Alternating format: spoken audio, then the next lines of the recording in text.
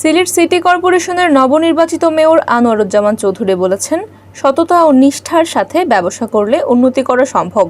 ক্রেতাদের সাথে সুন্দর ও ভালো আচরণের মাধ্যমে প্রতিষ্ঠানের সুনাম প্রচারের মাধ্যমে ক্রেতা বৃদ্ধি পায়। সততা ও নিষ্ঠার সাথে ব্যবসা পরিচালনা করতে হবে, তবেই সফল হওয়া সম্ভব। জনগণ যাতে ব্যবসার মাধ্যমে সত্যিকারের সেবা পায় সেই ব্যাপারে সচেতন হতে হবে। পাশাপাশি ক্রেতারা যাতে কোনো ধরনের প্রতারণার শিকার না হয় সেই ব্যাপারেও সজাগ থাকা প্রয়োজন। ব্যবসা বাণিজ্যে সকল প্রকার অশুভ শক্তিকে শক্ত ও দৃঢ়ভাবে প্রতিহত করার মানসিকতা রাখতে হবে। তিনি বুধবার ৩০ আগস্ট দুপুরে নগরীর পাঠানটুলাস্থ শ্রাবণী এলাকার জিনান পোল্ট্রি ফার্ম 2 এর উদ্বোধনকালে প্রধান অতিথির বক্তব্যে উপরোক্ত কথাগুলো বলেন।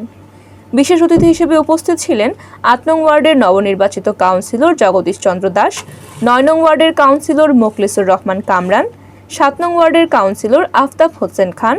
অন্যান্যদের মধ্যে উপস্থিত ছিলেন ফার্মের পরিচালক মোহাম্মদ জুনায়েদ আহমেদ, অ্যাডভোকেট জুবায়ের আহমেদ, ব্যবসায়ী রুহেল আহমেদ, হাসনাত আহমেদ ফয়েজ, আতিকুর রহমান, তারিফ আহমেদ প্রমুখ।